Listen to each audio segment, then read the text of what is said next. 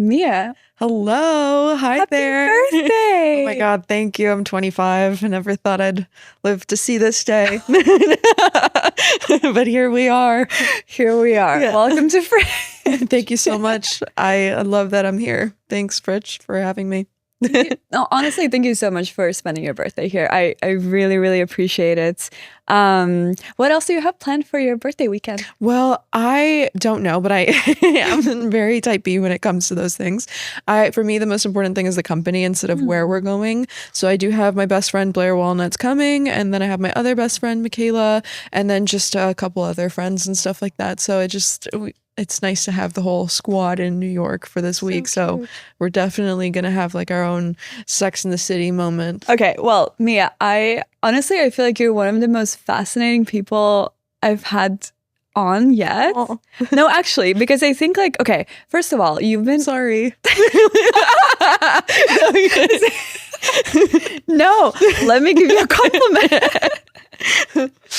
No, I mean, okay, like first of all, I think you've been in the public eye since you were 14, right? Like when you started doing your YouTube videos, and you've over the years built up an audience. And I was like trying to like put the numbers together. It's like more than 6 million people. And I feel like oftentimes like these days people kind of like glance over, they're like, oh, like, 1 million, 2 million, 6 million. And I was like, you know what? Like, let's pause.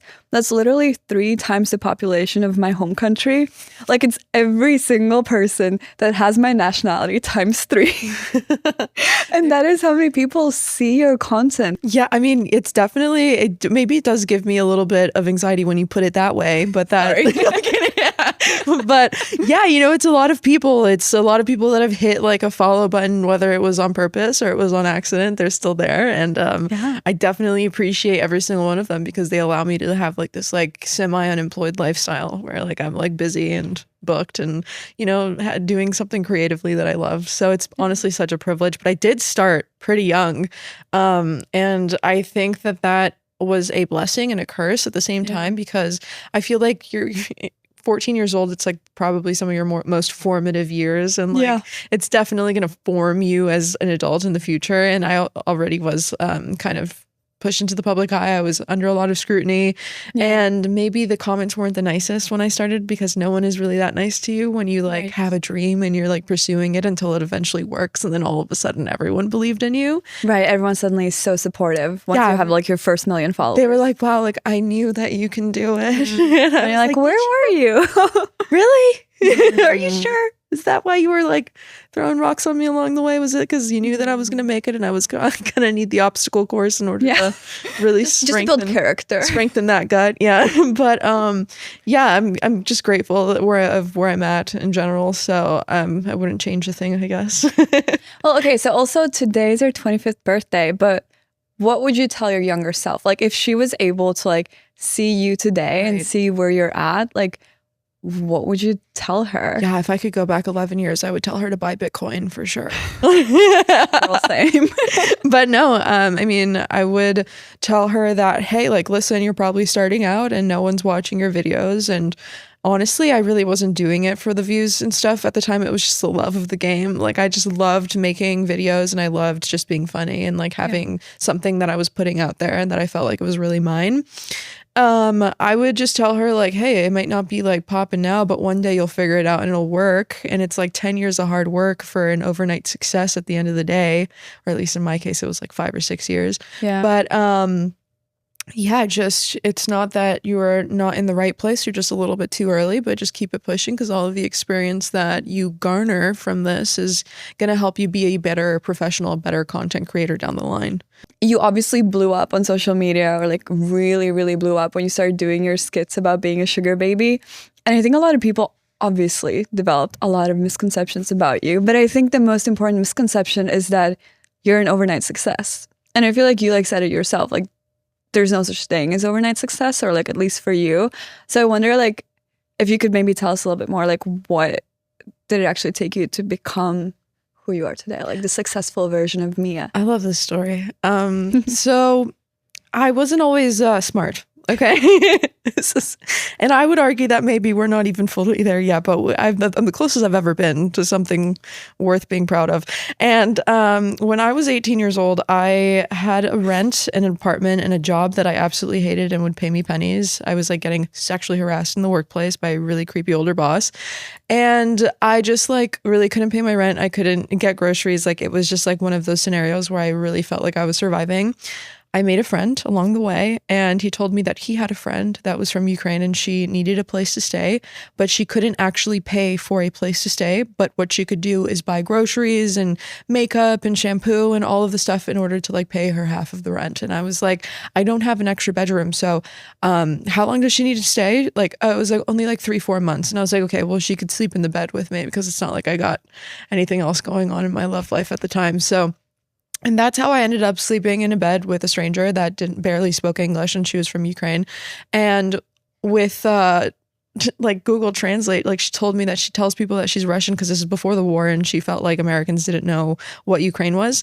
So she would just tell people that she was Russian. And I noticed that she would come, she didn't have any money on her, but she had like these crazy Amex cards and stuff with like her name on it.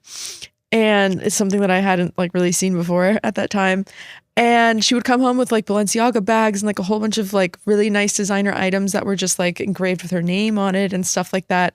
And I'd be like, girl, like, why are you staying with me in my shitty apartment if you keep coming home with all of these designer bags? And then she explains to me that she actually has a sugar daddy, and that's why she's staying with me, because she told him that she was staying with like a cousin, and would send him selfies of us together. And he just like fully assumed that I was like also Slavic, and it'd make a total sense. And anyway, so she had this sugar daddy. She couldn't get her own hotel or apartment or anything like that, because then he would see that the reason why she's not staying with him is because she just rather stay alone. And she didn't want to have that conversation with him, that it's like, hey, like, let's hang out from afar. Or like, like, why don't you buy me things, but I'm not going to see. Yeah, exactly. And little by little, she kind of started like observing certain behaviors I had when it came to my dating life, that I was just like really trying hard to like prove that I was financially independent, and just like not asking for things or splitting the first dates, or like always getting put in like really awkward scenarios that maybe I couldn't afford. And I was 18 and also dating guys that were like a little bit older, so she just like felt that they should be like a little bit more macho. And she sometimes would take over the phone and in like broken English would like text these guys for me, and just shit just started fucking happening. Like I'd have Ubers waiting for me outside that they called for me, and like going to like nice restaurants, and I did not even have to like fake, like, you know, when you're like gonna reach into your bag to pay. Like I didn't even have to do that anymore. Like it was quite nice. And she ended up moving out, and I genuinely thought that was such a weird scenario that I put myself in. And I just started making videos on TikTok during the pandemic about being a Russian sugar baby who gave women advice on how to talk to men. And it was like a satire. A comedy has always been the vehicle in my entire career. Like it's always been jokes. It's always been my sense of humor in real life is completely different from my actual persona. Like she thinks quite high and mighty of herself. And then my current sense of humor is like very self-deprecating, if you haven't been able to tell. It just really depends on the mood that I find myself in. There's something about New York, I don't know. And so I started that during the pandemic. I'm kind of like ready. I'm gearing up for the next lockdown that we're having. You know, I heard that hantavirus is on the move. Right. I'm practicing my ready for your next big jump in career. Yeah, absolutely. I mean, I did not want to miss out on the Addison Rae pipeline. So I really have to start shaking ass on TikTok again or something. You gotta do what you gotta do. I gotta do what I gotta do for my future children. Okay. Shake that ass so you can afford to have children. Have you seen the gas prices, girl? Gotta shake some ass for the gas. Okay, well, I mean, you're obviously, I feel like you have like one of the most like fleeting like job descriptions and like job responsibilities and a way of making money. Like how do you, I feel like it's like one of the most stressful jobs imaginable. Like it's not. Well, but like you have to constantly stay relevant. Yeah, of course. And you can't like, there's no predictability. Yeah, no, there's not. And like there's like one day you can wake up and there's suddenly like no one cares. Yeah, people could also just like cancel you for something. I don't do anything cancelable, guys, I swear. But yeah, I mean, there definitely as far as job security goes, like it's not the best. And on top of that, it's not that you can necessarily clock out, because you kind of have to be either, you know, you have to stick to a certain thing. Like if people like you on social media, then you stay likable. If you're just like this controversial figure, then you have to stay controversial, right? As far as like stress and stuff like that, it can be very stressful, but like I used to like have like a real job, like 9 to 8 p.m. and it was that was definitely incredibly stressful, and I am really blessed. And I will always see myself as extremely lucky for having the job that I do have. But I will say, as far as monetization goes, in the beginning when I was making like my videos and like pretending to be super rich, like I really wasn't rich at all. Yeah. I was quite broke, if you couldn't really tell from the beautiful picture I painted in the previous question. But it eventually just kind of started rolling in. I would say that I have really great relationships with the brands that I work with. I can't believe somehow I ended up becoming brand friendly enough to have such amazing brands that want to work with me and love the way that my brain works, and we just like do the marketing things together. I feel like to actually make money and have a fruitful career as a content creator, you do need to be chronically online, or at least understand like the psychology behind marketing yourself, because you are a personal brand. Yeah. And at the end of the day, it's just like maintaining relevancy some way or another. But how do you stay relevant? Well, that's a great question. And I ask myself that probably on a daily basis, because you have to think it on a daily basis, like what can I do to remain relevant? And it's, you know, being aware about what's happening in the world, being able to like be timely with your content, incorporate like current events and certain things, even if you're doing like a shtick on something else. And, you know, people's sense of humor evolves, people evolve. And I feel like a lot of people on social media, when they like blow up, they try to make themselves fit into that same mold every single time, because they think that that's the only recipe for success. But in reality, people evolve over time. People's tastes evolve and change. So you just need to be able to like grow publicly and honestly, and just, you know, move along with the times. Maintaining that's probably quite vague. I'm realizing that that's probably like quite a vague response, but to maintain relevancy is to see what is relevant and then maintain yourself within that scope. Yeah. But I feel like, okay, I mean, there was like something that I wanted to ask you, because I think that like, and I think when you and I first met, we also kind of touched on that. I think like people obviously love to like box women into these like neat little descriptions, like, oh, she's like the funny girl, she's the pretty girl, she's the smart girl, she's like whatever, like, but she can't be multiple things at once. Right. But I think you've done, and I think that's why I really, really like you, and that's why I reached out to you. I like you too. You know, no one ever compliments me back here. This is really kind of you. I like you, Aleksandra. Stop. No, but like I think like the really impressive thing is that you started off with these like funny skits, and yes, like they are kind of funny and like it's comedy, but there is like an underlying kind of messaging there. But you've been able to like sort of shapeshift throughout the years and fit into all these various little boxes and still maintain relevancy. And I think that's really cool. And I guess like my question is, how do you pull that off? Well, I mean, when I started with like the sugar baby and all of that stuff, like, yes, it's like these like jokes about like dating and satire and like the sugar baby lifestyle. And hello again, it is your favorite sugar baby lifestyle coach, makeup guru, supermodel, now also travel influencer, food connoisseur, wild animal whisperer, and now professional STEM instructor. The whole shebang, the whole list of job titles that she has. But there's always been underlying tones of discussing like power dynamics, like women's roles, perceived roles in society, transactional relationships, like those things that are timely. It's almost like the direct inverse to the red pill movement, if not like it came at the same time that the red pill movement, and there is like a lot of correlation between those, but it's just geared towards a different audience. Like it's geared towards women instead of men. Yeah. I feel like women have always been put into boxes, and like people just kind of like will have like preconceived notions of like who you are based off the way that you dress, the way that you speak, the way that you present yourself. And people say don't judge a book by its cover, but we kind of just like innately do. And I feel like you can't really help it. I'm judgmental, so judgmental. So I judge everyone. Everyone walks in. I mean, you walked in and I was like, that's a Swedish supermodel. And then I was like, oh, she's also really smart. Oh, so damn it. Hate when that happens. I hate when someone is so beautiful and then smart on top of it. Like, girl, and then they're also kind. You're so greedy. You're so greedy. But no, as far as like the evolution of my current content, I guess I've always kind of like discussed those things. I just made it funny.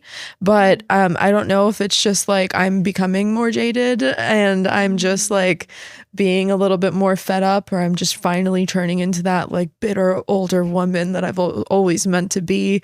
I don't have rose-colored glasses on and my joints hurt. I think there's like a little bit of like friction in your content, right? Because I think like you're perceived as this like, or were, I think less so more now, but like in the beginning you were just perceived as this like, I mean, I bet some people actually thought you were a sugar baby. Oh, that people still think I'm a sugar baby. People still think I'm Russian. I'm like, no, I'm super Latina. Like, it's crazy. It's the blue eyes. I think the blue eyes throw people off. It's the blue eyes and just like the overall like lack of pigment in my skin. So, and then my hair's dyed, but who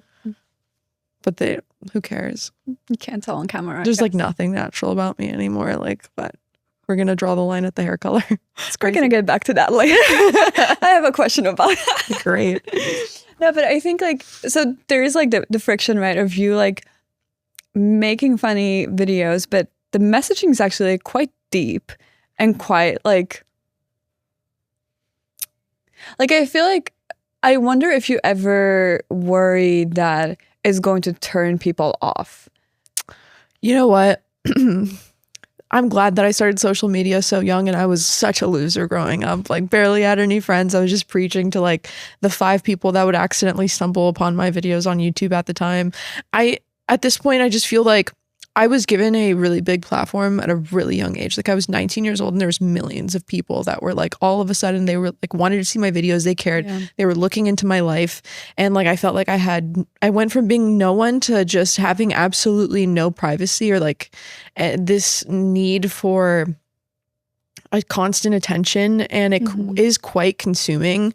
And there's plenty of people that could say like, oh, that didn't affect me. Like, I didn't lose my essence. Like, I'm still the same person I was when I started. And yeah, that could be true to some extent, but you're not.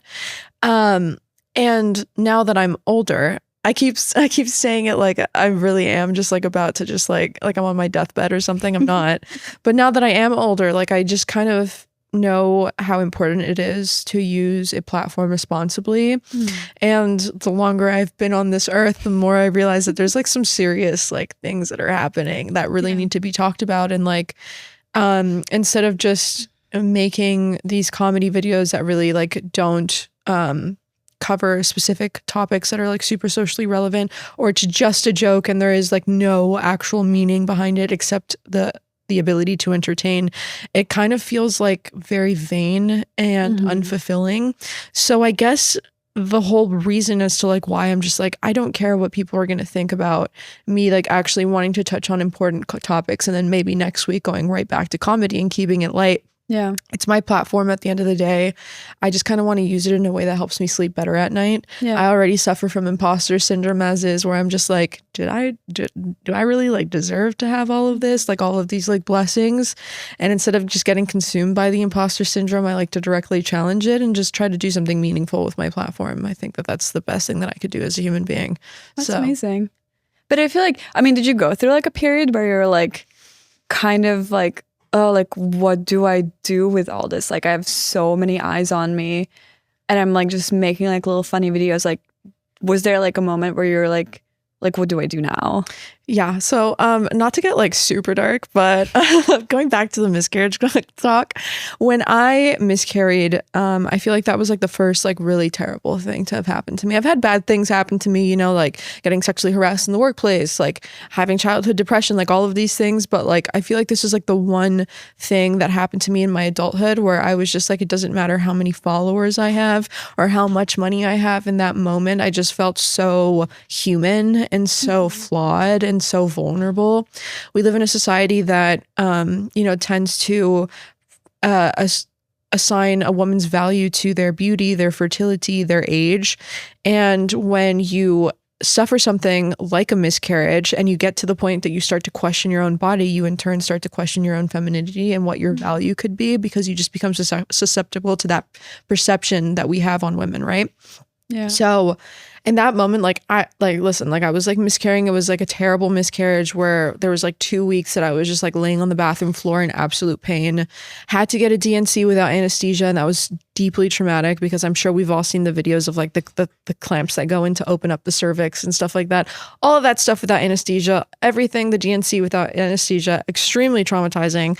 That I'm just like, how am I supposed to like get up now and just like make something like really like lighthearted and funny? Like, I don't know how I'm supposed to do that. Like, it doesn't feel very genuine, and there was no like sparkle in my eye at that point, you know? So that was definitely the beginning of me like making content around like fertility awareness and talking about women's health and talking about more hard-hitting issues, or just like violence against women, or specific types of whatever type of current event or topic that I decide that I want to touch on, because I feel I just like really couldn't get up and make a comedy video after that scenario until I actually genuinely felt jovial, and I can actually, you know, put that forward. I also did lose like 400,000 followers like right after my miscarriage. Not right after it happened. Over time, like within like the 6 months after it. And it was mostly because I was gaining weight and I was depressed, and I was trying to figure out what videos to do, and it just wasn't hitting. Maybe people didn't think I was as sexy or delusional and happy anymore, and it just wasn't like fun for people to watch. But, you know, it really shifts your perspective on like, hey, you have all of these followers, but these people aren't your friends. Yeah. They care, but they care for now. Like, they're not going to always care. So again, go do something that actually brings you joy and fulfillment in this career, because we're all just going to die anyway, and life is meaningless, and it's just social media, and just get up and do something. Just do it. And that's what I thank you for coming to my TED Talk. That's like such a harsh turn. Yeah. No, I mean, thank you so much for sharing that, because I think it's like, one, I think it's very, very honest, and I don't think a lot of people share that. Not a lot of people share what actually happens behind like the iPhone camera when you're doing all these videos. But actually, like, one thing that I wanted to ask, because when I was preparing for this interview and I was like thinking through your life story and kind of like trying to like imagine like, if I was Mia, like what would have my life felt like, or what would I have been concerned about or worried about or affected by? And I was thinking about all these lawsuits happening with social media companies right now, right? Where like people are claiming that they intentionally created algorithms to harm young people's, or not to harm young people's mental health, but knowingly kept creating these algorithms that they knew harmed young people's mental health. And I'm really curious about your perspective on what you think about it, because I think your perspective is super valuable, because you kind of are in the middle where you're like obviously reaping a lot of benefits from social media and algorithms. But I think it's also fair to make this argument that you might have received some of the worst side effects of it as well. So I'm just curious, where do you stand on that? Yeah, well, I mean, obviously algorithms are engineered to be as addictive as possible, because like, think about it.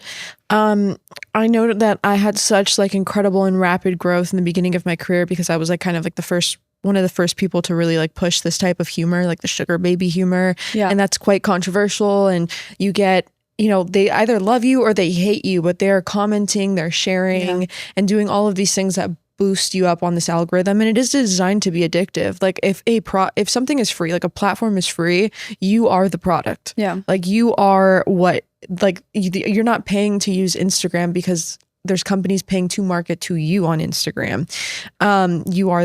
You're the consumer. So I've actually put some thought into this, and I will say that it's just like, I've noticed, like, just to use one specific example, like let's talk about the red pill movement.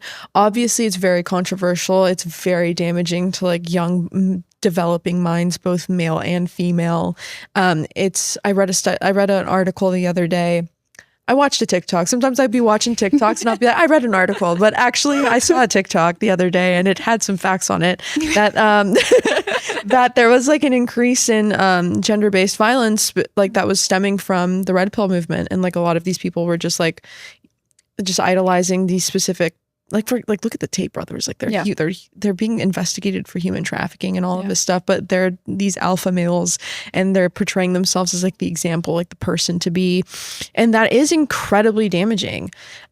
Maybe I've also contributed inadvertently to the poisoning of young people's minds because they couldn't differentiate between satire, and they were like, oh, like me wanting to be a sugar baby, like that is something that I should strive for. Like screw college. So, like let me just find an old man to pay for me and do all of that stuff. So at the end of the day, social media is a wonderful tool that can help you connect with millions of people. You could connect with brands. You could build a personal brand. You can live these awesome experiences, and just like it really is like this like rock star lifestyle from the comfort of your living room, and it's amazing. But I feel like it's kind of like with anything, like anything in moderation is like just fine, except for hard drugs, obviously. But it's a spiral, and you can just spiral and lose touch of reality, and it's extremely addicting. And then, you know, a lot of people have been equating their self-worth based off the attention that they get online, because it's like an attention economy. So you feel like you have to be hotter than other people. You have to be doing more. You have to have more money and doing cool things. And comparison is the thief of joy. Yeah. I mean, I feel like even our perception on like beauty has shifted because we see so many beautiful people on social media, and it's not like normal people that you would just see like in your hometown walking down the street. I mean, maybe like here and there, but the second, at least me, my feed is like no better than a man. It's like gorgeous woman, gorgeous woman, gorgeous woman, gorgeous woman. And you're just like, okay, where do I land amongst all of that? Like, is it just like, this is the standard and somehow I'm like behind? And I feel like I'm all over the place, but comparison is the thief of joy. But I think it's a really good point. And I think for you especially, like, sure, like if I go on Instagram, right, like I can be like, oh, this girl's skinnier than me. This girl's business is doing better than mine. She's skinnier than you? Girl, body T, you look like a Swedish supermodel. Like, I'm like, okay, someone other than you went on social media and was not as hot as you and saw you. Yeah, I'd feel some type of way about it. Absolutely. No, but you know what I mean, right? Like, I can be like, ugh, and I can put my phone down. Yeah, of course. And like, sure, like if I spiral, I could be like, oh, I'm not getting like likes, I'm not getting this, like I'm not looking like this person and that person, like I'm not making enough money, I'm not as successful as I should be. Yeah, I would tell you to touch grass. But I can do that. Your job, like there is no grass to touch. There's no grass. There's no grass. There's no grass whatsoever. But also like, sure, like I can like take one step back and be like, oh, my self-worth is not like assigned to these numbers. But when you go out and you pitch brands, your worth is assigned to these numbers, like views, comments, like shares, followers, like all this. Like I do like wonder like what's it like being like on the creator's side there, and like seeing, for example, like you said, like your followers dropping by like 500,000, like suddenly like what does that reflect on you? I can't express enough how much I am grateful for this opportunity. Like I love my job, and like I recognize fully that I am so blessed to be in this position. But tying into that question and speaking from like a point of like radical transparency, I would say that I am probably one of the most deeply unhappy people that I probably know, because it's just like I'm in constant competition with myself for different versions of myself, because it's just like, you know, I am Taurus and I feel like I am the happiest when my bank account is like the fattest and I can just do whatever I want, and I can go to restaurants every day and just like tip really big amounts and just like live big. Obviously I'm saving money and like investing and I do all of that stuff, but it's really nice when you have like extra income to just like burn. But when there's obviously like checks in the like creator economy where maybe like your views aren't doing as well, or because of the economy, there's certain brands that aren't doing as big of like they're not spending as much money, like the budgets are cut and stuff like that, because people are spending less money on online products and stuff like that. And that sucks. Like I constantly feel like I have to be better and like I have to do more. But also I've met a lot of really interesting and very successful people that are in this career or this like adjacent to social media. And I've noticed that they also are kind of like, it's never enough for them. Like they are always like really hypercritical and always trying to find ways to better themselves. So it's just kind of like balancing between self-loathing and then just wanting to be a better version of you, and then just ultimately ending up, you know, you're constantly evolving. Without competition, there is no evolution. Yeah. But it's tricky, dude. Like it's kind of like, you know, there's no salary to this, like, but there's no roof either. So there's times that you're making so much money that you're just like, this is like what some people make in a year, and I just did that in a month. Yeah. And then there's other times where you just like don't make money for a couple of months because it might dry out for a bit, and you have to hope that it's just going to come back in, and you have to just keep working hard. So it's about like setting up your nest egg so you're not like burning through all of this money and then you feel broke and then you feel helpless. And then it's honestly, it is incredibly stressful when I do put it in those terms, because it really like, it does mess with the way that you view yourself and your self-worth. And I can't like sit here and be like, just love yourself and like everything will work out and don't worry, be happy. Like manifest it. That's beautiful. Maybe if I actually went to therapy, I'd be able to like say that with absolute confidence. But no, it's just like you're constantly battling with yourself and trying to see like if you can pull through for yourself a little bit more every single day. Right. And I imagine it's also like you don't really have like coworkers. No. Right. So like I have a team. You have a team, right? Yeah. But like it's a team that's like working like on you as a brand. Yeah. It's not like multiple creators. So it's not like the way I see it, and correct me if I'm wrong, it's kind of a lonely job as well. And you don't really have like blueprints or benchmarks, like see how you're doing or like learn from others or have like a mentor or like you kind of whatever like is in like a more traditional work setting. So just kind of like you just kind of get trapped in your head and like keep like chasing whatever is the next thing, but you don't even really know what is it that you're supposed to be chasing, I guess. Yeah, especially when I can't speak for every single content creator, but I'm like, my career is like my baby. Like I still write, film, edit, like the whole everything, all of the content that you see me put out, like that's like, it started with an idea of mine, and then I wrote it out, and then I filmed it, and then I just like did the whole thing, and then I uploaded it. My team helps me with monetization and like all my scheduling and my brand deals and stuff like that, and just like how to, you know, further my IP and things like that. But I handle all of my own content. So when it just doesn't do well, it also kind of feels like rejection sometimes, because you're just like, this was like, I thought that this was really funny and no one's laughing. Like this kind of sucks. Like, am I just not funny anymore? Like, did I just like lose my sparkle or whatever? But it is quite lonely. I think there's times where I kind of look at the calendar and I realize I haven't left my house for 2 weeks, and it's just like me and like a pile of like empty PR boxes and like a whole bunch of Uber Eats bags, and I'm just like, wow, I should probably go outside and touch grass. But it's just I think I also really love what I do. Yeah, of course. Even if it's like I have a toxic relationship with it, I think I'm addicted to the pain. So I'm like, people are like, oh, what are your hobbies? Like, what do you like to do? And I was like, well, you know, like I work out. I don't know if I love working out. Like I do the whole thing because like the last time I kind of got a little fat, like 400,000 people just decided to like up and leave. And like, I had to question my job security. So there's certain things that I do outside of my house just to like maintain relevancy and make sure that I can keep the job that I have. But my hobby really is my job. I love creating content. I love researching my videos. I love writing my jokes. And I just love seeing like the final product. And then when it does, like when they do go viral and stuff like that, it feels really good because it's just like, oh, other people also really liked my idea. Yeah. It feels like, you know, like when you're in a car with like a whole bunch of people and then they tell you to get aux and you put a song. And everyone loves it. And everyone loves it. And you just see people like whipping out their Shazam and just like downloading that. Like that's what that feels like. Like you feel like the freaking man. Okay.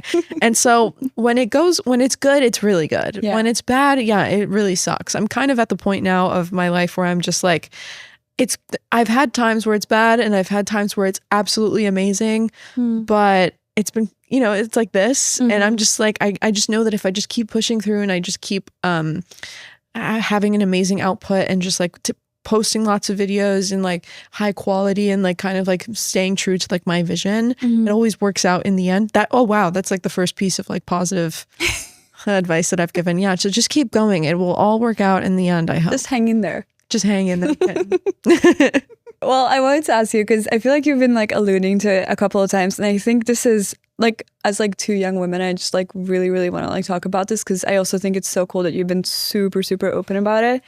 But Oh, I know where this is. and I'm quoting you, by the way. Oh, yeah. I did not say. I just want to make it really clear. I'm quoting. You said, I was ugly until I spent over $30,000 on a new face. Period. Yeah, I kind of ate with that title.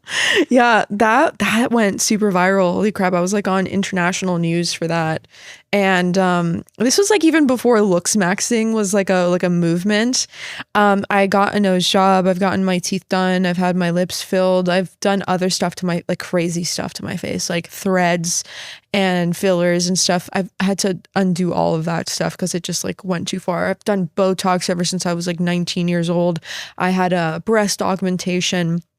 And then like, obviously I'm like constantly having to like diet or like work out in order to like, I mean, don't look at me, guys. I've been drinking beer at the airport because I've been traveling so much, and there's nothing like an airport beer that just like really brings me back to reality. And I just feel really bloated right now, but I'm going to take my probiotics and we'll be back. Don't unfollow me. I know you guys are capable of that.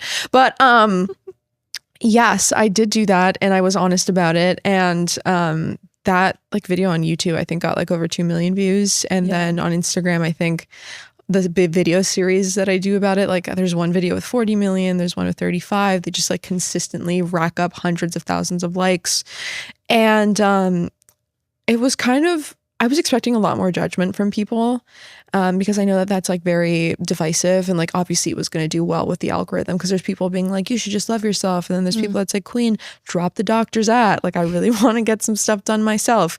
And I've just realized that when you exercise a lot of self-awareness, like no one can really tell you who you are. Like I know who I am. I know my friends and my loved ones know exactly who I am. So I don't think that me getting plastic surgery makes me a bad person. I think plastic surgery and like cosmetic enhancements are morally neutral. Like you're not a bad person for getting it done, and you're not a good person because you haven't gotten it done. But I do think that what makes you a bad person is if you lie about it.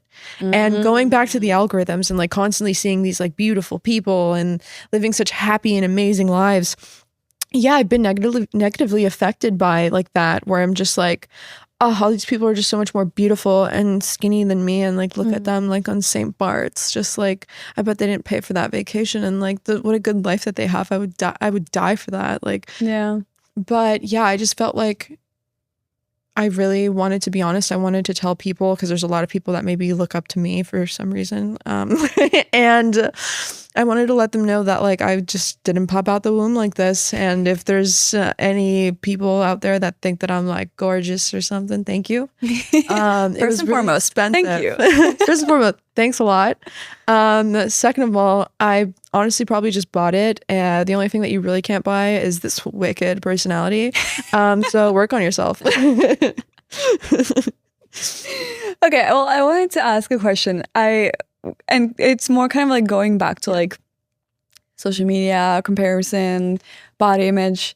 Is there like a part of you that thinks that doing all that work on your body helped your career, and that you wouldn't be where you're at if you hadn't done it? Okay, so there's two sides to this coin. Yes, I do think it helped, because there's like a lot of people that like maybe don't exactly know my name or don't know who I am, but they can recognize my veneers from a million miles away. Like they'll be like, I'll smile and they're like, you have a nice smile. Wait, I've seen that on TikTok. Like, like you're that, like you got really big teeth. Like you're the girl on TikTok. And you're like, yeah, that's me. I do think that it like helped me kind of like develop like my look and become like a little bit more recognizable like on the street, just because like, you know, I got my thing going on. Do people recognize you on the street? Yeah. All like every time I leave my house. So there's a lot of, that's probably how does that feel? Sometimes it's good, you know, because it's nice that people like it's real. That it's real. And then but then there's times where you're just like you like are like you don't feel good, and you just like maybe you're not having the best day, but that might be that person's like only impression of you, so you really have to like pull it together and just like be nice. Like I don't think that there's anyone that's ever like met me in person that can say that they've had a negative. Well, there was a girl that once said that I was mean, but I was mean because I didn't say hi when I was walking through the airport. And I just want to let that girl know that I probably had headphones in, just like I probably had headphones in, and I was on my way to get the airport beer. So I was like on a mission, and I'm sorry, and I didn't mean to be mean by not acknowledging you. But yeah, it's stuff like that where people can be like, oh, like I saw her in public and she was like so rude because she didn't say hello. And I'm like, I guarantee you, like if you were to tap on my shoulder and like say hello, I would be very happy to talk to you and all of that stuff. But to say that there aren't certain days that you really wish that you could just be invisible, yeah, there's definitely that. But overall, like I don't suffer from narcissism. I enjoy it. So it's like really nice to know that it's like real people. Like it's not like just like these stupid numbers on a screen that don't mean anything. Like sometimes you're not posting to avoid, like you're posting to a real community that exists out there despite all of our interactions happening through a screen. Yeah. So yeah. Well, back to the looks question. Yeah. So yeah, it definitely does help. But also I feel like I am kind of persistent enough that if I never got plastic surgery, I'm sure I would have figured something out. That's I feel like, you know, I'm not going to say like being attractive or like making yourself hotter, or at least like doing like things that like make your like have you give you more sex appeal, like maybe like getting your boobs done or something like that doesn't help, because it definitely does. But I do think that if you got it, like if you have like the wits to you and like you got a good personality and like you have the work ethic, like you could do it without it. Yeah. But there's also like a direct correlation to people getting money and then getting hotter. Yeah. Like I just feel like it's the natural pipeline that it's like the second the money starts coming in, you're like, you know what? Like, let me get a BBL. I have not done that and I'm not going to do that, Mom. I promise. Stopped. But yeah. But did you ever feel like you had to do it for work, or was it more just like a personal choice? It was more like I like want to be as hot as possible, like for selfish reasons. Like I want to like, because okay, going back to me being like, oh, I'm one of the most like deeply unhappy people that I know. Like, yeah, absolutely. But I could be having like the worst day of my life, but then I just walk right in front of a mirror and I'm just like, it'll all be okay. Yeah. It'll be like, yeah, like I could be having a terrible day, but I'm still hot. So you know what? They can't take that away from me right now in this moment. Yeah. I'm going to, this is the main thing. You don't need therapy. You need a nose job. Quote me on that. Dump your therapist, save for a nose job. I'm a professional and you should listen to me. The algorithm is telling you what you need to hear. This is a sign. To get a nose job. Yeah. I love that. Social media isn't harmful. No. You should trust everything. You should trust everything you hear. Everything you hear on social media. Everyone on social media is an expert. Yeah. Speaking of your most famous persona, I think it's kind of, well, I think it's cool that this is the thing that like made you blow up. But I also know that you are actually, like, it means a lot for you that you are financially independent and you did it on your own. And you've been financially independent since 17. Like at the end of the day, like you're a businesswoman. Like your persona, your identity on the internet is your business. You have a team behind you. How long did it take you to actually make money off of your content? Like 3 months. Like after like in the pandemic, like when it like blew up. Yeah. My first brand deal was literally double what I was making in a month working like 46 hours a week at an office. So I went from like struggling to like randomly like my first brand deal, which was it was a vibrator ad. Iconic. I remember it was Beleza specifically. They offered me like $4,500 and I was like, holy crap, like I am not making that money in a month. Like that's nuts. And that was like the first time that I realized like, like I can like live off this. Yeah. Like if I really lock in. Yeah. How many followers did you have back then when they like came with that offer? Like 3 million. 3 million. I gained 1 million a month for the first 3 months. Yeah. And then it was like nuts. That's actually insane. Yeah, I had 3 million followers in 3 months. Like it was like that's really fast like blow up. And then but before there were like years where like you were just kind of like, yeah, there was years where like and I just didn't have like any followers, and then randomly from the time that I blew up, like the first time that I took that Russian sugar baby persona out for a spin, my life like really like crazily changed. Like I almost feel like I manifested so much success into my life because I had this persona that was like rich and like super self-important and just like had this really big ego that like somehow off of her words like she manifested all of this abundance into my life, and it's quite wonderful. I owe a lot to her. Can I ask you how much you charge for a brand partnership today? Yeah, I mean, it really just depends on like the deliverables. It depends on how long they want to like be able to like boost, if they have like boost codes and stuff like that. But I will say that like we don't really entertain anything that's like not at least starting at like 5 figures. So Okay, I'll leave it around there. all right. Before we wrap up, I want to do some rapid fire questions. Okay. I want to ask them. Does your persona? Does she have a name? She does. She's never had a name. People ask me like, "Oh my God, we should name her." I'm like, I don't think she wants to have a name. Like she wouldn't tell people her name. I agree. I think it's too personal, and she doesn't do that. No, she's just your favorite sugar baby lifestyle coach, makeup guru, supermodel. I have some questions for her. Yeah. How do I become a sugar baby? Well, I personally am not one, but based off the extensive field research that I've done, you need to have like wit. You have to be really witty, and you have to be able to compartmentalize your feelings and emotions. I've met a lot of sugar babies in this career, and they've told me like, you need to be able to like, be like, okay, any of that like pride that you have, and it's like, ugh, like whatever, like you need to be able to compartmentalize and put that aside, because you got to do stuff for the love of the game. Okay. You can find really hot people that can be providers and stuff like that, but that's not going to be the case every single time. So you need to be able to like, you need to like have high expectations, but then also know how to manage the whole ego aspect behind it based off extensive field research. Okay. What's the minimum I should ask for? If you have to ask, it's not enough. How can I tell if someone has potential to be my sugar daddy? If they can remember exactly where they were on 9/11 and they were probably at work. In one of those buildings. I mean, a career, especially in finance, it just takes so long to like actually see the fruits of your labor for many people. So if they can remember where they were in 9/11, they are probably old enough. They're probably ready. Yeah, they're probably just finally ripe for the picking. All right, Mia. Thank you so much for joining me. Thank you for having me. I've had a blast.